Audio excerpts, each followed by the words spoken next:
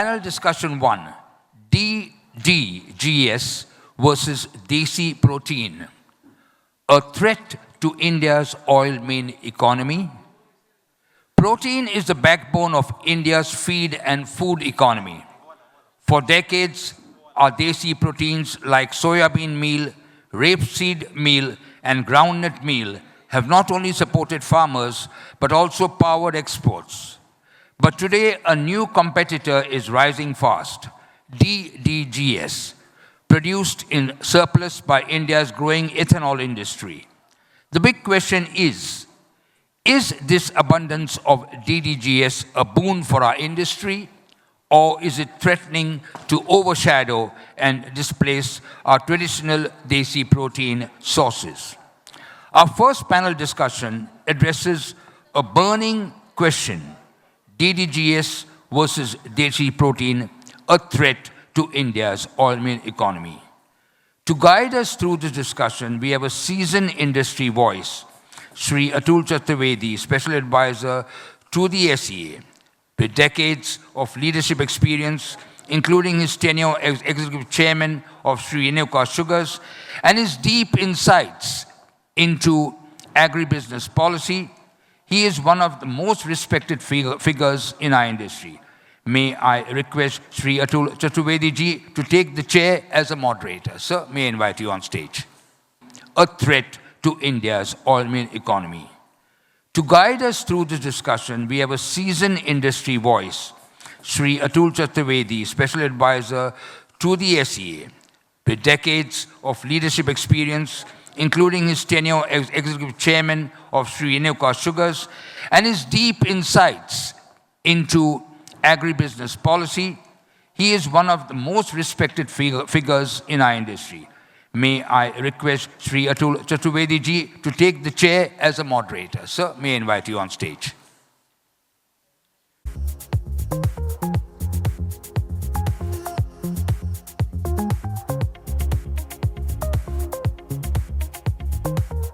May I invite Shri Manish Gupta, Managing Director of Gujarat Amboja Exports Limited, a stalwart in the soybean mustard industry, whose company is a leader in protein, meals, and value-added agri-products. May I invite Shri Gaurav Mittal, Head of the Central Buying Organization at Godrej Agrovet Limited, bringing the perspective of feed manufacturers and large-scale protein consumers. A warm welcome to you, sir. And finally, may I invite Mr. Ajay Jhunjhunwala, MD, JR Agro, to please join in this panel. Thank you, sir.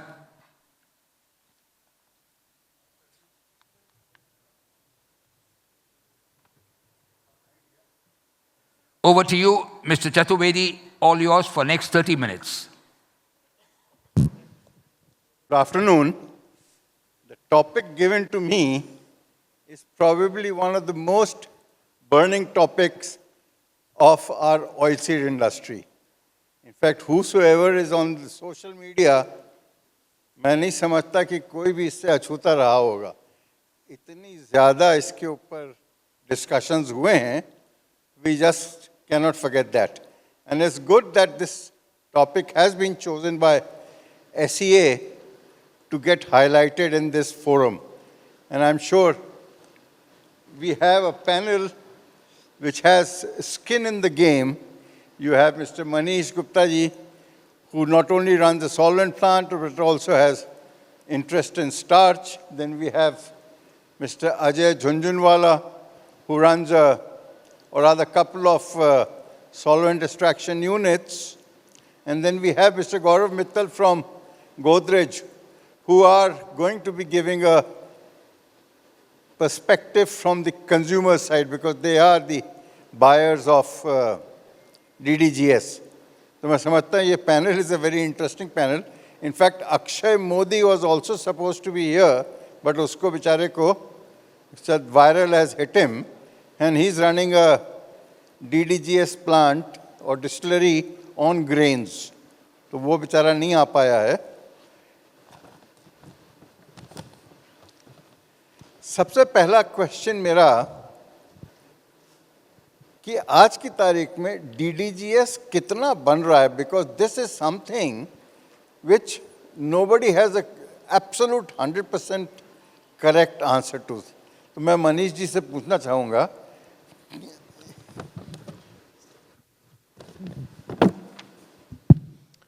Good evening, good afternoon, everybody. Thank you, Atul ji. So, DDGS कितना बन रहा है? It is changing in the last 6 months because FCI has allotted 5 million ton rice till November, and further 5 million ton has been allotted from November to the next year. So, I think 10 million ton corn is going to be used for making ethanol this year. 5 million ton rice is going to be used, which is from FCI. And damaged grains, broken rice, another 1.5 to 2 million ton. So in all, we're talking about 6 million ton FCI rice and broken rice and 10 million ton corn. So from corn, we can take a recovery of about 26 to 27%. So that's about 2.6 million tons to 2.7 million tons of DDGS from corn. We can take about 20 to 22, about 20%, 22% from rice. So we're talking about 1.4, 1.5 million tons from rice. So 2.6, 2.7 plus 1.4, about 4 to 4.5 million tons is the estimated DDGS production beginning from this November to next October. And out of this, how much would be maize and how much would be rice? Yeah, so I just said maize DDGS is going to be at the max 2.7 million tons because at the max 10 million ton corn is going to be used only for ethanol, which is the maximum. So from this 4.2 to 4.3, about 2.7 from maize and rest from rice. There could be some mix also. Okay. Some people run in blend of maize and rice.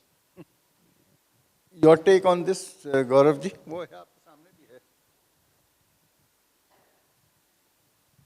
So by and large, our estimate is also same, but what we have interacted with the DDGS producers, we have considered recovery slightly on the higher side. So when we produce it from maize, so typically 30 to 32% is the recovery that we come across, and from rice close to 24, 25%. So our estimate, if we consider in current scenario, is close to 4.5 million ton. Because 10 million tons of maize will give 3 million tons of approximately 3 to 3.1 million ton of maize DDGS, and then another 5 million tons of rice will give close to 1.5 to 1.6. Having said that, this number might change going forward because as the rice availability either by the government or from the open market, because the rice prices are becoming slightly more attractive with recoveries on the higher side and DDGS prices are going up, probably there might be some switch from maize to rice, and then in that case, the overall DDGS availability could come down close to 4.2 in the coming season. So that is where we look at this kind of production for this year. No, what we heard yesterday was, or rather not heard, there was an announcement that the DDGS price for rice has gone up by about 3%. Now it is something like 60 point something. So with this, do you think DDGS from rice would actually increase and from maize might actually come off because maize prices have not been touched? See, if we look at why this kind of equation is changing, because government has given approximately 5.2, 5.3 million ton rice for the industry. If that kind of inflow to the industry remains, and this kind of incentivization for rice DDGS remains, definitely there will be some switch from maize to rice, and maybe significant switch from maize to rice. In that case, the overall DDGS availability might come down. However, the protein availability from the DDGS, it will go up because rice DDGS has typically 45 to 46% protein, whereas maize is close to 28, 29. If this ratio shifts, if we have to look in terms of the protein availability, that will definitely go in the favor of protein. So, I don't think that this year maize is going to be used more than 10 million tons. What you just said, the rice price has been increased by 2 rupees. Ethanol from rice has been increased by 2 rupees. So is the rice price also increased. So it's corresponding. But I think one very important factor is we are meeting here that there is a fear that DDGS is taking away the shine from other proteins. I think DDGS has now already started to get adjusted in the system. It's already not been asked a question, but We'll ask. Don't worry. So what I'm trying to say is that I don't think the DDGS marketing is a challenge anymore. Now, Ajay भाई, आपसे ये समझना चाहेंगे कि DDGS के आज की तारीख में मक्का और चावल के डीडीजीएस का क्या प्राइस चल रहा है, और जो डी ऑयल्ड डीडीजीएस भी आजकल आने लगा है उसका प्राइस क्या रेंज है? मेरे को कोई बोल रहा था पंजाब में बहुत बाजार नीचे हो गया है इसका, या क्या है? कुछ लाइट थ्रो करेंगे?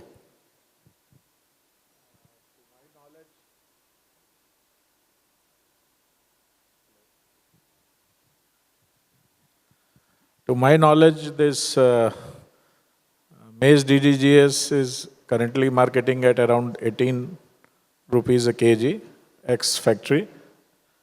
And this rice DDGS is hardly 19 to 19.5 rupees ex-factory. The DDGS DOC, maize DOC, is around 11 to 11.5. And the rest, other DOCs are rice bran is around 13, mustard is around 17, and as you all know, soya bean around 32, 33. So the DDGS is well placed. But my take is we are not much concerned, like the panelists said, what is the consumption today? What will be the future? Because you have to understand that there is one aspect of protein, but the another aspect is digestibility. The product, which product is good for the, so like rice DDGS is, I think, the best suited for the poultry industry. If they get rice DDGS, they will, I think, substitute everything else. And like maize DDGS, it has some digestible issue, some aflatoxin issues, like that. My next question on this is कि आज जब मेज DOC 11-11.5 रुपए की range में आ गई है, तो इसका राइस ब्रांड की डीओसी पे, सोया की डीओसी पे और मस्टर्ड की डीओसी पे क्या इफेक्ट पड़ेगा? फर्स्ट आई आस्क मनीष भाई. अतुल जी, मुझे नहीं लगता कुछ फर्क पड़ेगा. ये फ्री में मिल रहा है, 11 रुपए में 30% प्रोटीन मिल रहा है. I think it will get adjusted very soon. People have started using it. It's a new product and people are getting a hang of it. Extraction is happening at a faster pace. The demand, although the prices have not increased in compared to the protein, it is 35 paisa per protein, which is 40 paisa per protein, which is the cheapest protein available. So I don't think iski prices will remain at this price for a longer duration. Or iski availability, if we talk about 3 million ton of maize DDGS total, extraction today, I don't think is happening more than 300,000-400,000 tons. This might increase maybe in a 1 year's time, maybe to 500,000, 600,000. 3-4 lakh ton maize DOC niklegi in the entire country. I don't think it is going to pose any challenge to the rice bran industry or the prices for the soybean industry or for any industry. It will create a market for himself. 1 year back we were DDGS at 12 rupees, today we are at 17 rupees. Slowly, as the adaptability is coming, people are paying the price and it's getting in the formulation. Good. In fact, adaptability पे मेरा question होगा गौरव जी से. Aflatoxin is an issue which has been talked about quite a lot on DDGS. कुछ लोगों का कहना है कि it is the Indian DDGS is good only for the larger animals, larger cattle, not good for poultry or not good for aqua and blah blah blah.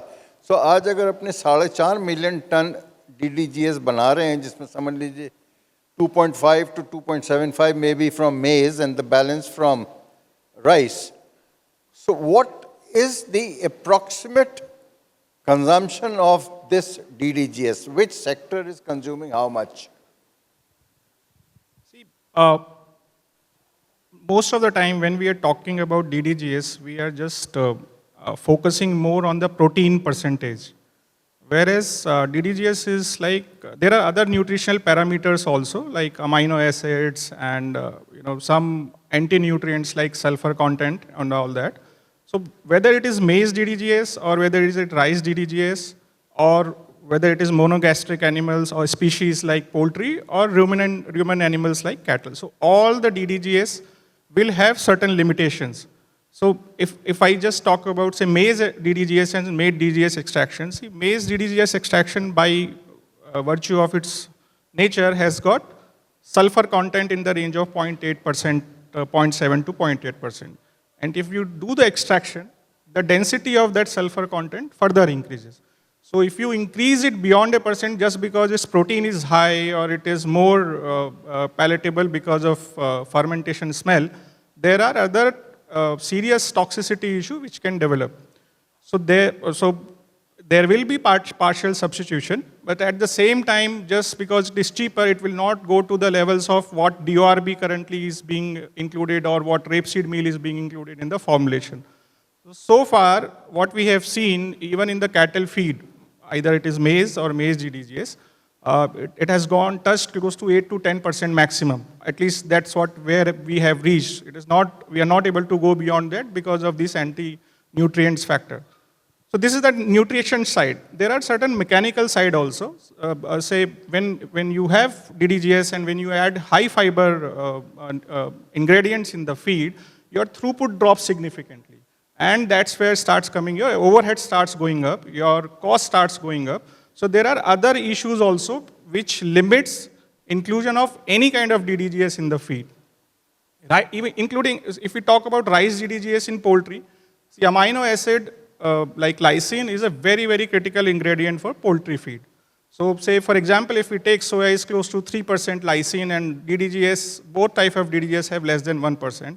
And if you have to top it up to give the exact lysine component in the dairy ration or feed ration, then you are substituting basically at 10 rupee kg or 15 rupee kg material by 120 rupee kg because you have to give the complete nutrition in the form of compound feed. So that is why then there comes the cost factor. So due to these factors, there are attraction because ultimately the feed sector or the livestock sector is a sector which will always keep affordability in the mind, but as a responsible producer of the feed, we'll also have to keep other factors in the mind which will not be visible to the farmer in short term. So over a period of time, what kind of milk yields, what kind of FCR, what kind of, the health of the animal which can be adversely affected, which we have to keep those things in mind and then decide what is the inclusion level in the feed. My next question and follow-up question on this is, at 4.5 million tons of maize and rice DDGS coming into play, this is a new joker in the pack. So which oil meals it has replaced? If we talk about 5 oil meals in the country which are major, like soy meal, groundnut meal, cotton meal, DORB and rapeseed meal. So our oil meal production is close to 25 to 26 million tons, these 5 put together. And if we look at the kind of the growth rate, which is close to 2.7, 2.8%. So basically, every year we are adding just 0.7 to 0.8 million tons of oil meals. Whereas on the other side, if we look at the demand side, the animal feed sector is close to 55 million ton, and oil meals account for 60% of the formulation, which means this kind of composition and this kind of basket of commodities which goes in feed manufacturing, you are asking for 2.1 to 2.2 million tons of additional meal every year at 6.6% growth of the feed sector. So basically, what we are talking about is not just the substitution. This is servicing the additional demand of the oil meal in feed manufacturing. And that is why, just 2 years back or 3 years back, we were talking about lots and lots of import because soybean meal was like, we were finding it short. So with this kind of deficit that we have for oil meal demand, so basically it is doing some substitution, but is also servicing the additional demand of the oil meal, which otherwise we would have been going to the government to ask for imports. And it would have been Incremental demand. I would ask Manishji to throw more light on this. See, we should not forget, I think this year we had the peak blending, which is 20%. You are more aware of this. We already had the peak ethanol produced next year with the same blending program of 20%, 1050 crore liters. The DDGS availability is not going to change. What we had, 4.5, last year maybe we had 4, this year we'll have 4.2. So the incremental growth is not there. We've been crying about DDGS because in the last 3 years, we rose from 1 million ton to 4.2 million ton. So this rises in the last 3 years has been steep. Due to that, there has been effect on the rapeseed meal price, which was 25 rupees, dropped down to 15 rupees. Rice bran, which was 16, 17, dropped down to 10, 11. This it went down to even 8 rupees. Sunflower meal, groundnut meal, which was 30 rupees, came down to 20 rupees. So this has dented all the oil meals in the country, including soybean. We were stable at 40 rupees. We saw the price go down to 30 rupees. So I think all the bad news is already factored inside. No new substitute is going to come and dent anybody. It has already dented all the oil mills. As he rightly said, in the last 3-4 years, if there's a 6% growth, I think we are in this year already in a threshold. Any bad news will spike the price for all the oil mills put together. Because we have had the luxury in the last 3 years of excess supply of all the oil mills due to DDGS. Well, that's a very interesting perspective. Now, oil crushers and solvent extraction plants can sleep easy. Would you like to add something to this, Ajay bhai? आपको भी काफी oil मिल बेचनी पड़ती है. मेरा तो सिर्फ ये एडिशन है कि हमको रीड्रॉ करना चाहिए कि कौन सा क्या प्रोडक्ट में क्या लिमिटेशन है, ऑयल मिल को कैसे इम्प्रूव किया जा सकता है. जैसे राइस डीडीजीएस या maize DDGS is going to stay, जैसा कि मनीष भाई और गौरव जी ने कहा, and it's a better product what I believe, apart from having some negativity. लेकिन हमारी जो ऑयल मील है, जैसे मस्टर्ड है, उसमें जो हम यूसेज कैसे बढ़ा सकते हैं, राइस ब्रान है तो उसमें सैंड सिल्का या फाइबर कैसे कंट्रोल कर सकते हैं. तो कहने का मतलब ये दोनों हमारे ऐसे पड़ोसी हैं जिनके साथ हमको हमेशा रहना है अब आगे, क्योंकि ethanol program is going to stay. तो we have to redraw, we have to understand the weakness and strength of every product so that we can market and take out our products. Oh, interesting. In fact, I was some time back sitting with one secretary, Government of India.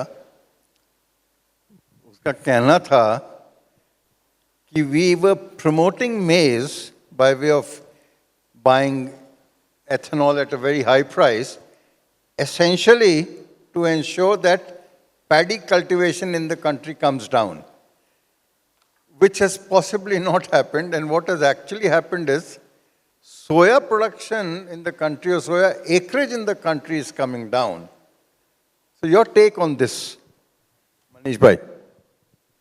Now you can see from the prices, we are selling 15-20% below MSP. Soybean is the worst hit, I think, in this entire protein chain. Even rapeseed meal is hit a lot. So if government will not, if the farmers are not going to get price for soybean, which is 50 rupees as the MSP is, and if NAFED is going to buy and then sell it in the off-season time at 42 and 43 rupees, there is no way that the acreage of this product can increase. Why the acreage of maize, which was 30 million tons last year, we were all crying for maize. Today we are talking about surplus maize. If we are not able to export, even after consumption of 10 million tons of maize by the ethanol industry, there is a surplus of 2 to 3 million tons of maize. If we do not export that, for whatever reason, or consume domestically, there is going to be heavy pressure on maize. So the last 5 years, the government focus.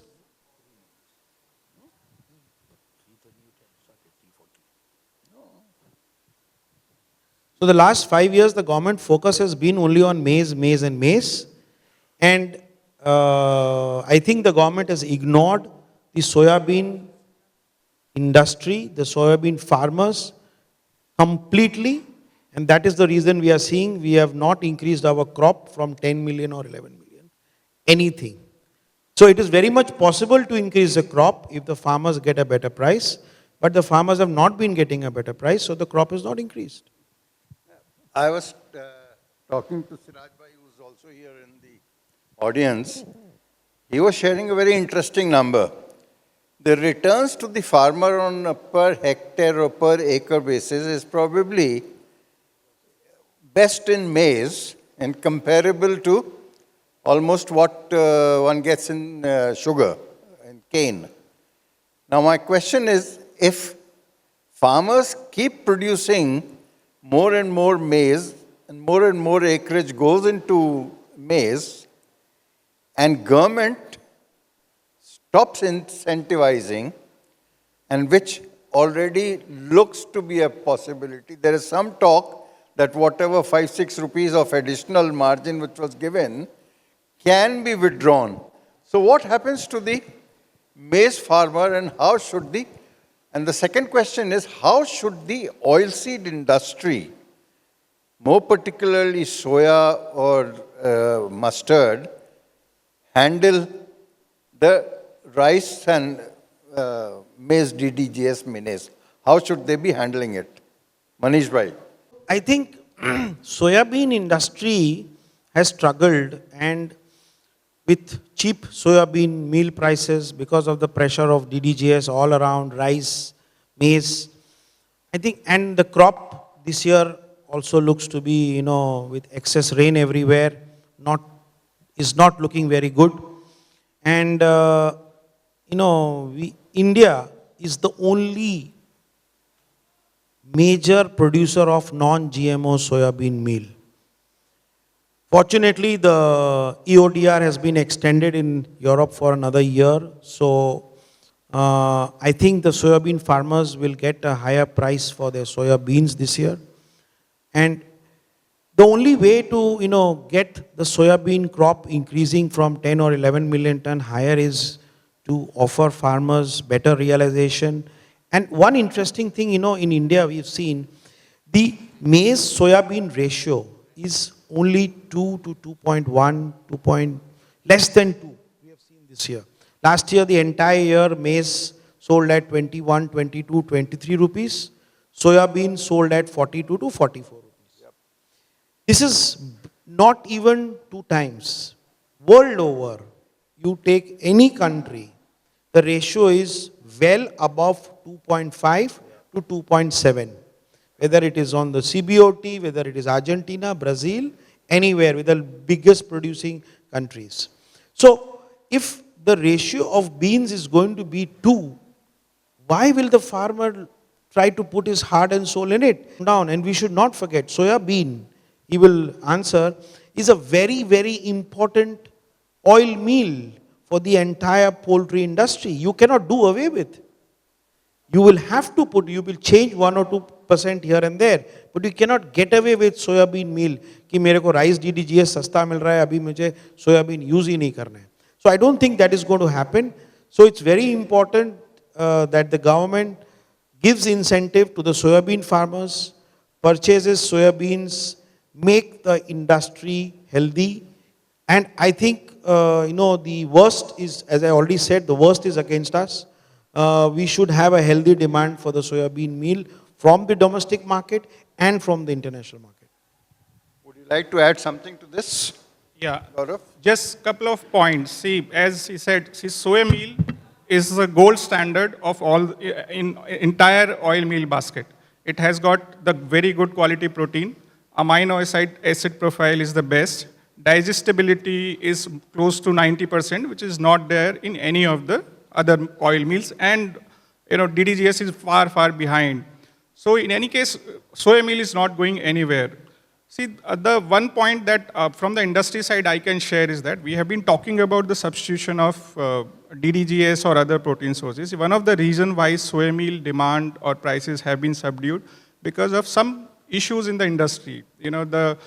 If you see, there were very high mortality this year in poultry industry. The chicken prices were very low, so the entire year they had seen major setbacks after placement, and that's what deterred them to do more placement, and then it became a cycle that the demand from that industry, which consumes most of the soybean meal, came down. So all these things are, they are behind us, and you are seeing the all oil meal, in fact, the soy meal prices leading the pack. The prices have risen from 24 to be a major, price driver. When cotton meal started propagating their meal as degossipalized and toxin-free. So similar such kind of value proposition where we say that digestible nutrient cost or amino acid, when you start propagating these kind of additional feature of your oil meals, probably the pull for your material will be much better and much, in a scientific manner, people will be more definitely attracted towards the conventional meals. Thank you. Manish bhai, last question. Can Indian DDGS be exported, keeping in mind the aflatoxin problems or whatever, and have the aflatoxin issues got sorted out, which I believe to a certain extent it has been. Your take on this? Yeah, so rice and maize both are getting exported. Can is history. No, Small way. No. So the rice and maize DDGS this year, I think, is going to be exported in excess of 500,000 tons. Oh, wonderful. 500,000 tons. There is enough demand for the rice DDGS especially because of the higher protein and less aflatoxin. Less demand for the maize, but the industry is learning not to buy bad maize, high aflatoxin maize. They're trying to control aflatoxin by sourcing proper maize. We have never seen in the past 3-4 years, we buy 1 million ton of maize. We have been so attentive, aflatoxin and aflatoxin. The aflatoxin issues are being handled by the destination also. They have now understood that the Indian maize DDGS aflatoxin is around 100. It is going to remain around 100. So they've also started to adjust how to blend, how to use because of the prices. Because of the Indian DDGS is cheaper, we were selling at less than $160, $70 is now close to $200, $220. So it is getting adjusted. They are also accepting the high aflatoxin, whereas the producers here have started to control their aflatoxin, be more vigilant. Storage things are getting improved. So things are changing. Wonderful. So the conclusion is that we need not worry about the menace of DDGS overtaking the oilseed industry. Things are going to settle down, and DDGS will also find its home, and so would the oil mills. Thank you very much. Thank you very much, Atul bhai. Let me thank, why are you thanking? Let me thank the... Okay. Thank you very much. He wants me to get out as ASP. Thank you very much for a wonderful session. I think everybody would have gained something out of this discussion. May I request you to come in the front, all of you, and Atul Bhai, may I request you to kindly honor our panelists with a token, with a memento, please. Thank you. Each panelist, thank you very much. Congratulations, thank you for your participation. Yeah, thank you, congratulations, sir.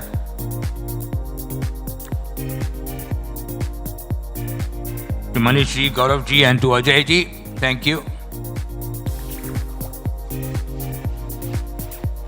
Sanjeev bhai, you require some exercise because you have to hand it over to Atul bhai.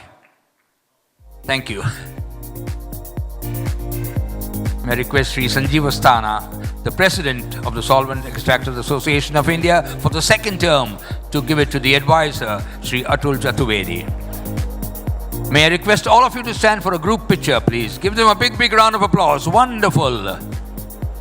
Thank you very much.